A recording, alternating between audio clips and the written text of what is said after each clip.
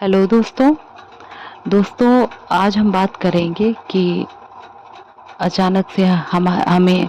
धन का नुकसान क्यों हो जाता है, क्यों हमारी सारी कमाई चली जाती है, कभी कभी ऐसा हमारे साथ क्यों हो जाता है। दोस्तों, आप सबने ये चीज़ नोटिस की होगी कि कुछ लोग ऐसे होते हैं जो बहुत दिन रात मेहनत करते हैं और ऐसा भी नहीं कि उनकी कमाई बहुत ज़्यादा अलग ढंग से उन्होंने पैसा कमा के अपने घर को बनाया, लेकिन फिर भी उन्हें हर चीज़ में नुकसान होता है। जितना भी धन वो कमा रहे हैं, जहाँ से भी उनकी अर्निंग हो रही है, हर तरफ से नुकसान ही झेलते हैं। कहीं वो सारा रुपया बीमारी में लग जाता है, तो कहीं वो रुपया चोरी हो जाता है, तो कभी उनसे उधार ले लेता है और फिर चुकाता नहीं है, तो कहीं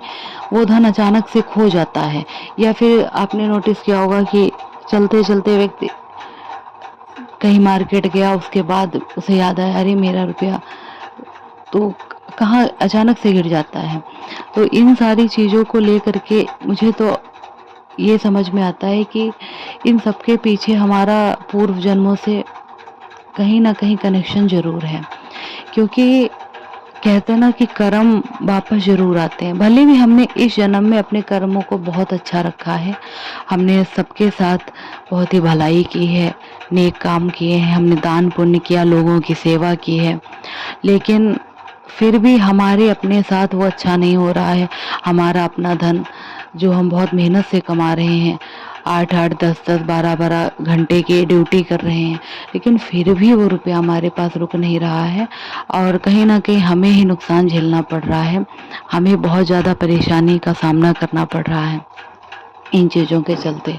तो इसके लिए आज हम मेडिटेशन भी करेंगे और कहीं ना कहीं अंदर छिपी हुई ये जो सारी चीज़ें हैं, इनको फिर से विजुलाइज करके अपने पूर्व जन्मों के जो भी कर्म हमारे जाने अनजाने रहे हैं धन संबंधित, उनके लिए हम क्षमा प्रार्थना भी करेंगे। तो जैसे दोस्तों, अगर आपका धन किस तरीके से, जैसे अगर आपका धन चोरी हो गया, तो ये चीज़ जाहिर सी बात है कि कहीं ना कहीं पिछले जन्म में किसी भी ढंग से, छल से, कपट से आपने किसी का धन जरूर लिया है।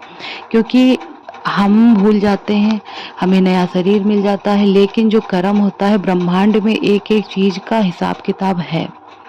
और ये चीज़ मैं किसी और के लिए भी नहीं, ये अपने लिए भी कह रही हूँ कि अगर मेरे साथ भी जैसे स्कैम हुआ या अलग ढंग से ही पैसा निकल जाना, बहुत मेहनत की, अभी बीच में बहुत ज़्यादा स्कैम चला था, तो मैं इन चीज़ों को बढ़ावा नहीं दे रही हूँ कि हाँ सबने ही बहुत पाप कर्म किए हैं तो वो निकल रहा है, लेकिन ये चीज़ें कहीं ना कहीं हमारे दिमाग में ब्लॉकेजेस बन के अभी भी बैठी हैं, इसलिए हमारा वो नुकसान और भी ज़्यादा इस जन्म में होता ही जा रहा है। तो हमें इसके लिए इन सारी चीज़ों को समझते हुए, एक सही ढंग से समझते हुए इस चीज़ को अन्यथा ना लें, और कुछ पल के लिए जब भी हम बैठे एक समय निश्चित कर लीजिए, दोपहर में, शाम में या रात में सोते समय, और परमात्मा से इस बात के लिए प्रार्थना कीजिए कि हे ईश्वर, मैं इस जन्म में बहुत ही मेहनत से धन को कमा रही हूँ, दिन रात मेरे प्रयास सफल हो रहे हैं, और जो भी धन मैं कमा रही हूँ या मैंने जो कुछ भी बनाया है, कहीं ना कहीं मुझे नुकसान का सामना करना पड़ रहा है। लोग छल से रुपया हड़प रहे हैं, मेरी संपत्ति ले रहे हैं, तो इन सारी चीज़ों के लिए मैं यदि जिम्मेदार हूँ, तो आप मेरी सारी चीज़ों को देखिए और उन्हें ठीक कीजिए। हाँ ईश्वर, मैं जानती हूँ कि शायद मैंने पिछले जन्म में कुछ न कुछ अलग ढंग से लोगों के रुपयों को मारा होगा, उनकी खुशी छीनी होगी, कहीं ना कहीं मैं उनके परेशानी का कारण रहा हूँगा या रही होंगे। तो इस जन्म में मैं आपसे ये प्रार्थना करना चाहती हूँ कि हे ईश्वर, कि मुझे क्षमा कर दीजिए। मैंने पिछले जन्म में या फिर उससे भी पहले जितने भी जन्म रहे, मेरे जिस जिस रूप में जो भी जन्म रहे हैं, यदि मैंने किसी भी आत्मा का दिल दुखाया है, किसी का भी धन बहुत ही छल से ले लिया है या किसी की उधारी नहीं चुकाई है तो इस जन्म में मुझे माफ़ कर दीजिए। मैं उन सभी आत्माओं को, जिनको मैं शायद इस जन्म में जानती भी नहीं, और मेरे पिछले जन्मों का हिसाब किताब उन आत्माओं से आज भी मानसिक तौर पर चल रहा है, जिस कारण मैं इस जन्म में बहुत ज़्यादा परेशानी का सामना कर रही हूँ या कर रहा हूँ। मुझे माफ़ कर दीजिए। हे आत्माओं, मैं अपने ही द्वारा किए गए कर्मों का भारी नुकसान अपने इस जन्म में ढो रही हूँ और बहुत सह रही हूँ। मेरी आपसे विनती है, मैंने जाने अनजाने यदि आपको दर्द दिया, आपका रुपया ले लिया और आपका उधारी नहीं चुकाई और आपके रुपए को छल से लिया या आपकी संपत्ति मारी, तो मुझे मेरे ही कर्मों का फल मिल रहा है। आप कृपया मुझे क्षमा कर दीजिए और जो भी हिसाब किताब हमारा था उसे वहीं पर चुकता कर दीजिए। ईश्वर को साक्षी मानकर आप मुझे क्षमा कर दीजिए। और यदि आपने भी मेरा रुपया छला या किसी भी कारण से ईर्ष्या दोष के वश आपने मेरी कमाई हुई संपत्ति को लिया, तो उसके लिए मैं आपको भी क्षमा कर रही हूँ पूरे दिल से। हमारा हिसाब किताब बहुत ही अच्छे ढंग से अब पूरा हो रहा है और आप जहाँ भी हैं, जिस भी रूप में हैं, अपने जीवन की यात्रा को बहुत ही सुगमता के साथ पूरा कीजिए और मैं भी अपने इस जन्म को बहुत ही सरलता के साथ पूरा करूं। ऐसा एक दूसरे को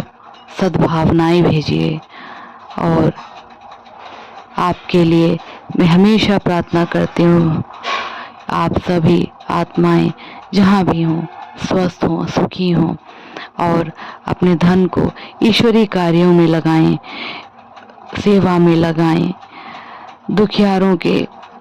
जीवन को सफल बनाने में लगाएं, शिक्षा के कार्यों में लगाएं, मरीजों की देखभाल के लिए लगाएं, सड़क पर आवारा पशु पक्षियों को जो भी ज़रूरत है उनके लिए सहयोगी बनिए और जितना भी हो सके सबकी मदद के निमित्त बनिए। इस तरीके से हमारे धन का जो भी हम कमा रहे हैं उसका कुछ हिस्सा दान और पुण्य में ज़रूर जाना चाहिए और ज़रूर हम देंगे, अपने दान पुण्य को हम बढ़ाएंगे। इसका प्रचार प्रसार हमें नहीं करना है क्योंकि ये आंतरिक कमाई है, ये हमें अपने दिल के सुकून के लिए करना है, ये हमें लोगों के सहयोग के लिए करना है क्योंकि परमात्मा ने हमें निमित्त बनाया है। इसलिए पूरे ही सच्चे भाव से हम अपने गरीब भाई बहनों की सेवा करेंगे। जो लोग बहुत ही पीड़ित हैं, अपना इलाज नहीं करवा पा रहे हैं, कहीं ना कहीं कुछ हिस्सा हम उनकी मदद ज़रूर करने में लगाएंगे और हम अपने प्रत्येक जीवन को इसी तरीके से सफल बनाते रहेंगे और पूरी कोशिश रहेगी मैं किसी से भी उधार ना लूं और यदि लूं तो समय रहते ही उस सीमा के निर्धारित समय पर मैं उनका उधार चुका दूं और जो सामने वाला व्यक्ति उधार ले तो वो भी चुका दे। इस तरीके से प्रार्थना कीजिए, ऐसी सद्भावनाएं भेजिए और अपने जब भी हमारी कमाई का हिस्सा हमारे पास आए, हमारी मेहनत, हमारी तनख्वाह हमारे पास आए तो उसका कुछ हिस्सा परमात्मा के नाम जरूर कीजिए। ज़रूर हमें सबके ज़रूरतमंदों के सहयोग में वो धन हमें देना चाहिए और बहुत ही निस्वार्थ भाव से। तो हमारा ये नुकसान देखिएगा, प्रकृति भी हमारी अच्छाई को देखेगी और ये धन जो है, ये जो सेविंग्स हमारी है, ये भी एक एनर्जी है जो ब्रह्मांड हमें हमारी ज़रूरतों को पूरा करने के लिए देता है। और जब हमारी अपनी ज़रूरत पूरी हो जाती है तो बहुत ज़्यादा धन का अहंकार हमें ना हो, इसलिए भी हमें अपने धन का उचित उपयोग करना चाहिए और धन को हमें कहीं पर भी व्यर्थ खर्च नहीं करना चाहिए, व्यर्थ दिखावा नहीं करना चाहिए। हमें अपने धन को, अपनी कमाई को ऐसी जगह ही खर्च करना चाहिए जहां हमें सच्चे दिल से सुकून मिले और ईश्वर का नाम लेकर के ही हम अपने कमाई का एक एक हिस्सा, एक एक पाई पाई जहाँ भी लगाएंगे तो वो हमें आशीर्वाद के रूप में और दुगना होकर के ही वापस मिलेगा। धन्यवाद दोस्तों। यदि मेरी किसी भी बात में कोई कमी हो तो मुझे क्षमा कीजिएगा। धन्यवाद।